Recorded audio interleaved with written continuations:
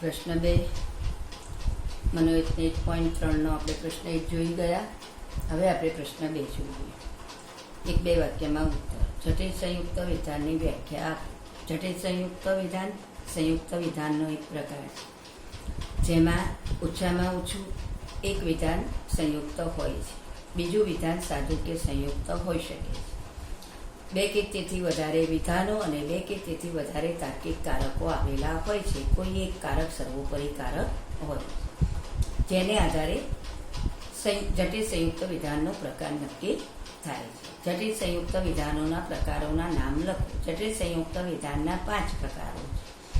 એક જટિલ શરતી, જટિલ દ્વિશરતી, જટિલ સમુચ્ચય, જટિલ વિકલ્પન, જટિલ નિષેધ. ખેલ મહાકુંભ યોજાશે અને રજા પડશે નહીં. આ વિધાનની પ્રાતિક રજૂઆત કરીને તેનો પ્રકાર ઓળખાવો. સંકેતાવલી. ખેલ મહાકુંભ યોજાશે બરાબર આપણે કે લઈએ છીએ અને રજા પડશે નહીં, રજા પડશે એના માટે આપણે એચ લઈએ છીએ. તો એની પ્રાતિક રજૂઆત થશે કે અને એટલે સમુચ્ચય, રજા પડશે નહીં, નિષેધ, એચ. હવે સમુચ્ચય એ સર્વોપરી કારક છે. આ વિધાનની પ્રાતિક રજૂઆત થઈ એટલે પહેલાં આપણે સંકેતાવલીમાં આપણે જેટલા વિધાનો હોય એટલા પ્રતીક દર્શાવવાના છે. અહીં 2 વિધાન હતા એટલા માટે આપણે 2 પ્રતીક દર્શાવ્યા. ખેલ મહાકુંભ યોજાશે કે, રજા પડશે એચ. ત્યારબાદ આવશે એની પ્રાતિક રજૂઆત. આ પ્રાતિક રજૂઆત છે. અને ત્યારબાદ આવશે વિધાનનો પ્રકાર. સર્વોપરી કારકને આધારે આપણે વિધાનનો પ્રકાર નક્કી કરીએ છીએ. તો સમુચ્ચય છે માટે આ વિધાનનો પ્રકાર જટિલ સમુચ્ચય વિધાન કહી શકાય. 2 માર્ક્સમાં મિત્રો પૂછાય છે. આ પ્રમાણે સ્ટેપ પ્રમાણે લખવાનું. અગાઉ આપણે 11મા ધોરણમાં પણ એ જોઈ ગયા છે. સર્વોપરી કારક એટલે શું? જે કારક વિધાનના અમુક ભાગને જ નહીં પરંતુ સમગ્ર વિધાનને લાગુ પડતું હોય તે વિધાનને સર્વોપરી કારક કહે છે. જટિલ વિકલ્પન વિધાન એટલે શું? જટિલ વિકલ્પન વિધાન સંયુક્ત વિધાનનો જટિલ સંયુક્ત વિધાનનો એક પ્રકાર છે, જેમાં ઓછામાં ઓછું એક વિધાન સંયુક્ત હોય છે. બીજું વિધાન સાદું કે સંયુક્ત હોઈ શકે છે. 2 કે તેથી વધારે તાર્કિક કારકો આવેલા હોય છે. 2 કે તેથી વધારે વિધાનો આવેલા હોય છે. વિકલ્પન સર્વોપરી કારક હોય છે, જે સમગ્ર વિધાનને લાગુ પડતું હોય છે. જટિલ શરતી વિધાન એટલે શું? જટિલ શરતી જટિલ સંયુક્ત વિધાનનો એક પ્રકાર છે, જેના ઘટકરૂપ વિધાનોમાંથી ઓછામાં ઓછું એક વિધાન સંયુક્ત હોય છે. બીજું વિધાન સાદું કે સંયુક્ત હોઈ શકે છે. 2 કે તેથી વધારે વિધાનો અને 2 કે તેથી વધારે તાર્કિક કારકો આવેલા હોય છે. શરતી એ સર્વોપરી કારક હોય છે, જે સમગ્ર વિધાનને લાગુ પડતું હોય છે. જટિલ સંયુક્ત વિધાનની રજૂઆતમાં કયા 3 પ્રકારના કૌંસનો ઉપયોગ થાય છે? જટિલ સંયુક્ત વિધાનની પ્રાતિક રજૂઆતમાં 3 પ્રકારના કૌંસનો ઉપયોગ થાય છે.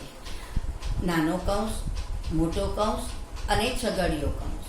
મિત્રો પ્રતીકો પણ દર્શાવવાના આ રીતે અને શબ્દોમાં પણ દર્શાવવાના. કૌંસના નિયમના પાલનથી થતા ફાયદાઓ કયા છે? કૌંસના નિયમના પાલનથી નીચે મુજબ ફાયદા થાય છે. 1. કારકોનું ક્ષેત્ર નક્કી થાય છે. 2. અર્થ વધારે સ્પષ્ટ થાય છે. 3. સર્વોપરી કારક નક્કી થાય છે. 4. સર્વોપરી કારકને આધારે વિધાનનો પ્રકાર નક્કી થાય છે. તર્કશાસ્ત્રોએ આપેલા કૌંસની સંખ્યા ઘટાડવા માટેના રિવાજો કયા છે? 2 છે. 1. એકમુખી કારકની જમણી બાજુ કે દ્વિમુખી કારકની જમણી કે ડાબી કોઈ પણ બાજુએ જો માત્ર સાદું વિધાન આવેલું હોય તો એને કૌંસબદ્ધ કરવું નહીં. બીજો નિયમ, નિષેધનું ક્ષેત્ર જો એને જમણી બાજુના નાનામાં નાના ઘટક પૂરતું સીમિત હોય તો એ ઘટકને પણ કૌંસબદ્ધ કરવો નહીં. જટિલ સંયુક્ત વિધાન આનો પ્રકાર ઓળખાવો. તો પહેલું, અહીં સમુચ્ચય સર્વોપરી કારક છે, નિષેધ કે ગૌણ કારક છે, એટલે આ વિધાને જટિલ સમુચ્ચય વિધાન કહી શકાય. એટલે આપણે આ પ્રમાણે લખવાનું. 1 કરી જટિલ સમુચ્ચય. 2 અહીંયા આગળ નિષેધ એ સર્વોપરી કારક છે, સમુચ્ચય એ ગૌણ કારક છે, માટે આ વિધાન એ જટિલ નિષેધ વિધાન થશે. હવે મિત્રો સ્વાધ્યાયના ચોપડામાં તમારે મનોયત્ન 1.2, 1.3 અને 1.1 લખવાના છે સ્વાધ્યાયના ચોપડામાં. હવે મિત્રો આપણે સત્યતા કોષ્ટકની રચના કઈ રીતે થઈ શકે એના વિશે આપણે જોવાનું છે. તો સત્યતા કોષ્ટકની રચના વિશે આપણે 11મા ધોરણમાં જોઈ ગયા છે કે સત્યતા કોષ્ટકની રચના કરતી વખતે સૌપ્રથમ સ્તંભની રચના કરવી પડે છે, ત્યારબાદ હરોળની રચના કરવી પડે છે. સત્યતા કોષ્ટક એ વિધાનોનું સત્યતા મૂલ્ય દર્શાવવાની એક પદ્ધતિ છે. સ્તંભ એટલે શું? તો ઉપરથી નીચેના તરફ જે સત્યતા મૂલ્યની ગોઠવણી એ સ્તંભ છે. હરોળ એટલે શું? ડાબીથી જમણી તરફ જે સત્યતા મૂલ્યની ગોઠવણીની આડા ખાના એ હરોળ છે. હવે સત્યતા કોષ્ટકની રચનાના કેટલાક નિયમો છે. તો પહેલો નિયમ છે આદ્ય સ્તંભની રચનાને લગતો નિયમ. તો મિત્રો જટિલ સંયુક્ત વિધાનમાં કે સંયુક્ત વિધાનમાં જેટલા સાદા વિધાનો હોય તેટલા આદ્ય સ્તંભ રચવાના હોય છે. દાખલા તરીકે એ વિકલ્પન ડબલ નિષેધે અહીંયા એક જ સાદું વિધાન છે, માટે એનો એક જ આદ્ય સ્તંભ રચાશે એ. બીજું દ્રષ્ટાંત એ સમુચ્ચય એ વિકલ્પન બી. મિત્રો અહીંયા બે ઘટકરૂપ વિધાનો છે એ અને બી, માટે અહીંયા બે આદ્ય સ્તંભ થશે, એક એ અને બીજો બી. આર વિકલ્પન એમ શરતી એન. અહીંયા 3 સાદા કે ઘટકરૂપ વિધાનો છે, માટે 3 આદ્ય સ્તંભ થશે, પહેલો આર, બીજો એમ અને ત્રીજો એમ. એટલે મિત્રો જેટલા સાદા વિધાનો હોય તેટલા આદ્ય સ્તંભ રચો. બીજી બાબત, એકનું એક સાદું વિધાન એક કરતાં વધારે વખત આવતું હોય તો એનો આદ્ય સ્તંભ એક જ રચવાનો છે.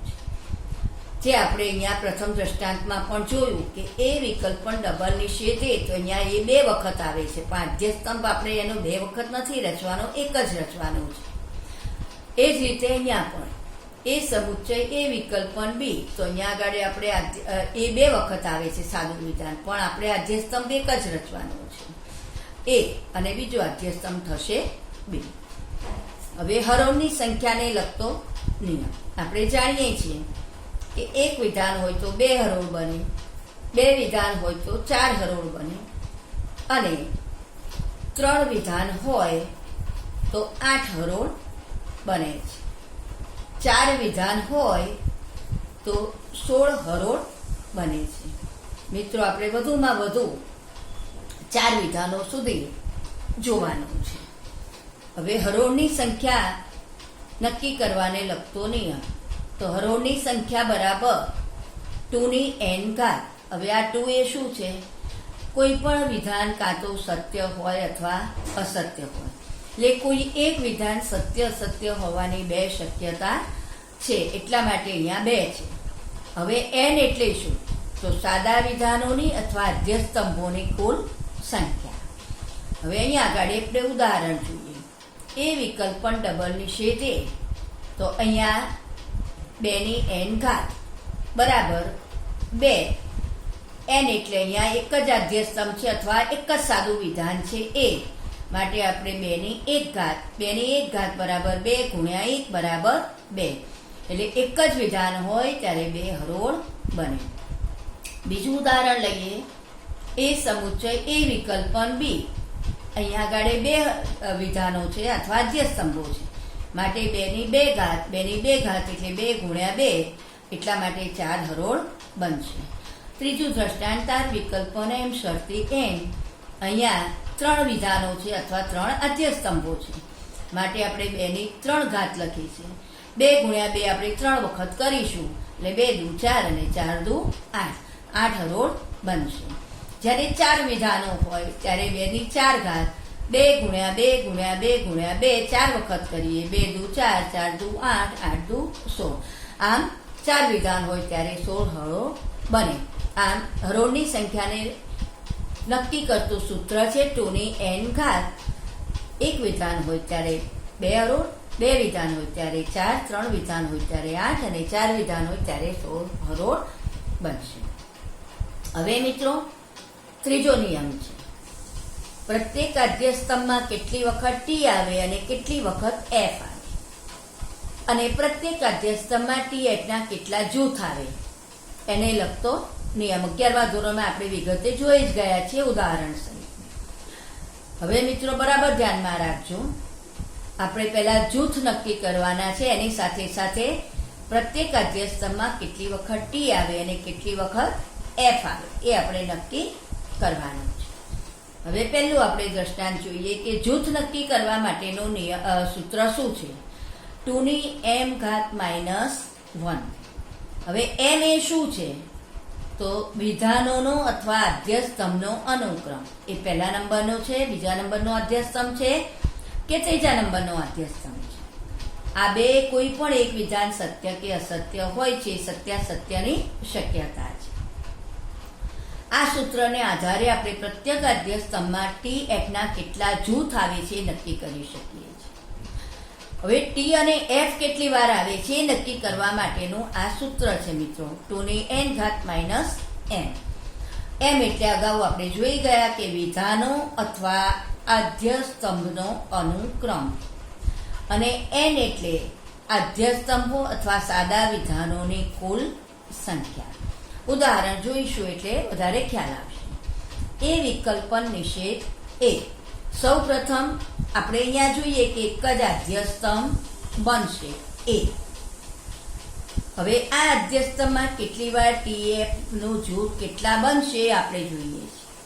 તો જૂથ માટેનું આ સૂત્ર છે 2m-1. હવે 2m-1, 2m ના m રહેશે, m એટલે આદ્યસ્તંભનો અનુક્રમ, તો એક જ આદ્યસ્તંભ છે એનો ક્રમ છે 1 - 1, તો 1 માંથી 1 જાય માટે 0, તો 2^0 બરાબર 1. હવે તમને એમ થાય કે 2^0 બરાબર 1 કઈ રીતે થયું, તો આપણે અહીંયા 0 નથી લેવાનું પણ 1. કેમ કે કોઈ પણ વિધાન કાં તો સત્ય હોય અથવા અસત્ય હોય, બેમાંથી કંઈ ન હોય એવું બની શકે નહીં. માટે 2^0 જ્યારે આવે ત્યારે આપણે એને 1 લેવાનું. તો મિત્રો અહીંયા TF નું એક જ જૂથ બનશે. આ TF નું એક જૂથ છે. હવે મિત્રો આ આદ્યસ્તંભમાં કેટલી વાર T આવશે અને કેટલી વાર F આવશે, તો કેટલી વાર T આવશે અને કેટલી વાર F આવશે એને ગણતરી માટેનું સૂત્ર છે 2n-m. હવે અહીંયા આગળ 2 તો m ના m રહેશે. n બરાબર પહેલો આદ્યસ્તંભ છે, કુલ આદ્યસ્તંભ પણ એક જ છે, એટલા માટે કુલ આદ્યસ્તંભ 1, અને આપણે જે આદ્યસ્તંભની વાત કરીએ છીએ એની એ પણ પહેલા નંબરનો આદ્યસ્તંભ છે. એટલે અહીંયા પણ 2^0 થઈ, 1 માંથી 1 જાય એટલે માટે 1 વખત T આવશે, 1 વખત F આવશે. હવે મિત્રો જોઈએ બીજું ઉદાહરણ, એ સમુચ્ચય એ વિકલ્પન B. હવે અહીંયા આગળ 2 સાદા વિધાનો છે એટલે 2 આદ્યસ્તંભ આવશે, A અને B બંને આદ્યસ્તંભ આવશે. હવે પહેલા આપણે જૂથ નક્કી કરીએ છીએ, તો જૂથ નક્કી કરવા માટેનું આ સૂત્ર છે 2m-1. આપણે પહેલા આદ્યસ્તંભની વાત કરીએ છીએ A. હવે એ પહેલા નંબરનો આદ્યસ્તંભ છે એટલે આપણે અહીંયા 1 લખ્યું છે, 2n-1 બરાબર 1 માંથી 1 જાય એટલે 0, 2^0 બરાબર 1. એટલે TF નું પહેલા આદ્યસ્તંભમાં એક જૂથ બનશે. આ આપણે જે છગડીયો કૌંસ કરીને દર્શાવેલું છે, આ એક જૂથ TF નું બન્યું. હવે B માં જોઈએ, 2m-1. અહીંયા આગળ માત્ર આ બીજા નંબરનો આદ્યસ્તંભ છે માટે 2^2 અહીંયા લઈશું, માત્ર 1, 2 બરાબર 2^1 થશે. તો 2 × 1 બરાબર 2, એટલે TF ના કેટલા જૂથ બનશે? 2 જૂથ બનશે. આ એક જૂથ છે, આ બીજું જૂથ છે, આમ TF નું આ 2 જૂથ બનશે. હવે મિત્રો એ આદ્યસ્તંભમાં કેટલી વખત ટી આવશે અને કેટલી વખત એફ આવશે? તો એ આદ્યસ્તંભમાં ટી અને એફની ગોઠવણીને લગતો નિયમ 2n માઇનસ n. મિત્રો અગાઉ આપણે જોઈ ગયા છીએ કે n એટલે આદ્યસ્તંભોની કુલ સંખ્યા, અહીંયા 2 છે. આપણે એ નંબરના આદ્યસ્તંભની વાત કરીએ છીએ તો m બરાબર આપણે આદ્યસ્તંભનો અનુક્રમ લખવાનો છે. આદ્યસ્તંભ, સાદા વિધાનો, બધી વસ્તુ એક જ છે. તો અહીંયા 2 ની 1 એટલે 2 માંથી 1 જશે એટલે 1 રહેશે. 2 ગુણ્યા 1 બરાબર 2. 2 વખત ટી, 2 વખત એફ. મિત્રો એ જ રીતે બી આદ્યસ્તંભમાં કેટલી વખત ટી અને કેટલી વખત એફ આવશે? તો 2n ની જગ્યાએ 2 જ વિધાનો છે કુલ એટલે 2. હવે આપણે બી નંબરના આદ્યસ્તંભની વાત કરીએ છીએ જે બીજો છે, એટલા માટે આપણે અહીંયા બી લખ્યું. 2 માંથી 2 જાય એટલે 0 અને 2 ની 0 ઘાત એટલે 1. 1 વખત ટી આવશે, 1 વખત એફ આવશે. 1 વખત ટી આવશે, 1 વખત એફ. હવે મિત્રો આપણે ત્રીજા આદ્યસ્તંભની વાત કરીએ છીએ, ત્રીજા ઉદાહરણની વાત કરીએ છીએ જેમાં 3 આદ્યસ્તંભો છે, આર વિકલ્પન, એમ શરતી, એન. તો આપણે અહીંયા આગળ 3 આદ્યસ્તંભની વાત કરીશું. હવે સૌ પ્રથમ આપણે આર આદ્યસ્તંભની વાત કરીએ છીએ તો જૂથની રચનાનું છે 2n માઇનસ 1. એમ એટલે કયા આદ્યસ્તંભની વાત કરીએ છીએ? પહેલા માટે 2n માઇનસ 1. 2n માઇનસ 1 એટલે 2n ઘાત અને 2n ઘાત એટલે 1. આ આખું TF નું એક જૂથ પહેલા આદ્યસ્તંભમાં બન્યું. હવે બીજા આદ્યસ્તંભમાં એમની જગ્યાએ આપણે અહીંયા આગળ 2 લખીશું કારણ કે બીજા આદ્યસ્તંભની વાત થાય છે. 2 માઇનસ 1 બરાબર 2 ની 1 ઘાત. 2 ની 1 ઘાત બરાબર 2 એટલે TF ના 2 જૂથ બનશે. આ પહેલું જૂથ, આ બીજું જૂથ. પહેલું અને આ બીજું. હવે ત્રીજા આદ્યસ્તંભની વાત કરીએ છીએ એટલે અહીંયા એમની જગ્યાએ આપણે 3 લખવાનું. 2 ની 3 ઘાત માઇનસ 1. 3 માંથી 1 જાય એટલે 2. 2 ની 2 ઘાત. 2 ગુણ્યા 2 એટલે 4. 4 જૂથ બનશે. આ 1, આ 2, આ 3 અને આ 4. 4 જૂથ બનશે. હવે મિત્રો પહેલા આદ્યસ્તંભમાં કેટલી વાર ટી આવશે, કેટલી વાર એફ આવશે? બીજા આદ્યસ્તંભમાં કેટલી વાર ટી, કેટલી વાર એફ? અને ત્રીજા આદ્યસ્તંભમાં કેટલી વાર ટી અને કેટલી વાર એફ આવશે? હવે એનું સૂત્ર છે 2n માઇનસ m. n એટલે કુલ આદ્યસ્તંભો કેટલા છે અથવા કુલ સાદા વિધાનો કેટલા છે? તો અહીંયા આગળ કુલ સાદા વિધાનો કે આદ્યસ્તંભ 3 છે. એમાં આપણે કયા ક્રમના આદ્યસ્તંભની વાત કરીએ છીએ? પહેલા ક્રમના. માટે આપણે એમની જગ્યાએ 1 લખવાનું છે જે આદ્યસ્તંભનો અનુક્રમ દર્શાવે છે. તો 2n માઇનસ 1. 3 માંથી 1 જાય એટલે 2. 2 ની 2 ઘાત. 2 ની 2 ઘાત એટલે 2 ગુણ્યા 2. 4 વખત ટી આવશે, 4 વખત એફ આવશે. આ 1, 2, 3, 4 વખત ટી, 4 વખત એફ. હવે બીજા આદ્યસ્તંભની વાત કરીએ છીએ માટે માત્ર એમની જગ્યાએ જ સંખ્યા બદલાશે. હવે બીજા આદ્યસ્તંભની વાત કરીએ છીએ માટે અહીંયા આપણે 2 લઈશું. 2n minus 2. 3 માંથી 2 જાય તો 1. 2 ગુણ્યા 1 બરાબર 2. એટલે 2 વખત બીજા આદ્યસ્તંભમાં 2 વખત ટી આવશે, 2 વખત એફ. 2 વખત ટી, 2 વખત એફ. હવે ત્રીજો આદ્યસ્તંભ એનની વાત કરીએ. અહીંયા ત્રીજા આદ્યસ્તંભની વાત કરીએ છીએ માટે એમની જગ્યાએ આપણે 3 લખવાનું. 2n minus 3. 3 માંથી 3 જાય એટલે 0. 2n ઘાત બરાબર 1. તો 1 વખત ટી આવશે, 1 વખત એફ આવશે. 1 વખત ટી, 1 વખત એફ, 1 વખત ટી અને 1 વખત એફ આવશે. હવે મિત્રો ગૌણ સ્તંભની રચનાને લગતા નિયમો. જટિલ સંયુક્ત વિધાનમાં 2 કે તેથી વધારે તાર્કિક કારકો આવેલા હોય છે. તો જેટલા પણ જુદા જુદા કારકોનો જેટલી પણ વખત ઉપયોગ થયો હોય એટલા અન્ય ગૌણ સ્તંભો રચવાના હોય છે. આપણે આદ્યસ્તંભોમાં શું કરતા હતા કે એકનું એક સાદું વિધાન બીજી વાર આવે તો એનો એક જ આદ્યસ્તંભ રચતા હતા. પણ અહીંયા આગળ એકનું એક કારક બીજી વાર આવે તો પણ આપણે એના ગૌણ સ્તંભ રચવાના છે. અહીં ઉદાહરણ આપણે જોઈએ તો આ આર આદ્ય સ્તંભ છે, એમ આદ્ય સ્તંભ છે, એન આદ્ય સ્તંભ છે. ચોથો સ્તંભ એમ શરતી એન ગૌણ સ્તંભ છે અને આ પાંચમો સ્તંભ આર વિકલ્પ અને એમ શરતી એન આ બંને ગૌણ સ્તંભ છે. આ 3 આદ્ય સ્તંભ છે. તો મિત્રો અહીંયા આપણે સત્યતા કોષ્ટકની પ્રત્યક્ષ રીત જોઈ રહ્યા. હવે મિત્રો આપણે 1.4 જોઈએ. સત્યતા કોષ્ટક રચી એની સમજૂતી આપો. હવે પહેલું આપણે જોઈએ પી શરતી ક્યુ દ્વિશરતી પી. 3 માર્ક્સમાં મિત્રો પૂછાતું હોય છે, બરાબર ધ્યાન રાખજો. આપણે હેતુલક્ષીમાં રોકડા માર્ક્સ લઈ શકીએ એમ છીએ, એટલે આપણે ધ્યાન રાખીએ અને સત્યતા કોષ્ટકની રચના કરવાની, ભૂલ ન પડે એ રીતે.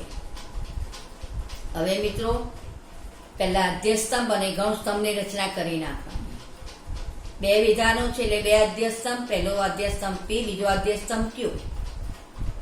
ગૌણ સ્તંભ પી શરતી ક્યુ અને એ પછી પી શરતી ક્યુ દ્વિશરતી પી સમગ્ર વિધાન. જો નિષેધ આવેલો હોય તો નિષેધ લેવાનો, બાકી પછી જેટલા પણ નાના કૌંસ હોય એ આપણે લઈએ છીએ. હવે 2 વિધાન છે એટલે હરોળ 4 બનશે, જે આપણે અગાઉ જોઈ ગયા છીએ. જ્યારે 4 હરોળ બને ત્યારે પહેલા આદ્ય સ્તંભમાં ડબલ ટી ડબલ એફ મૂલ્ય આપીએ છીએ, બીજા આદ્ય સ્તંભમાં ટીએફ ટીએફ મૂલ્ય આપીએ છીએ. હવે ત્રીજા સ્તંભમાં પી છે તો પી પહેલા સ્તંભમાં છે, ક્યુ બીજા સ્તંભમાં છે, શરતીકારક છે.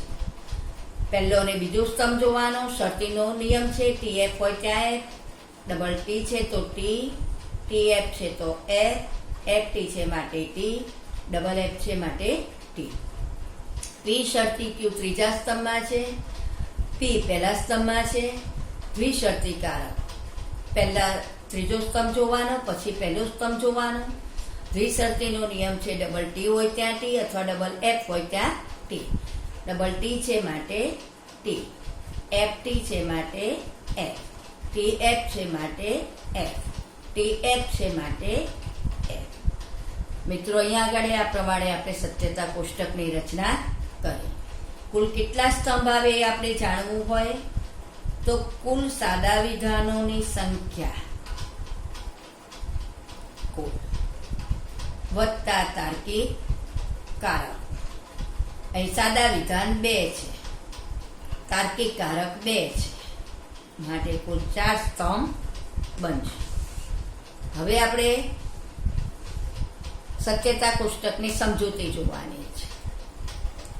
તો સમજૂતી હવે આપણે દરેક સત્યતા કોષ્ટકમાં નહીં જોઈએ, માત્ર આમાં હું સમજાવીશ એટલે તમને ખ્યાલ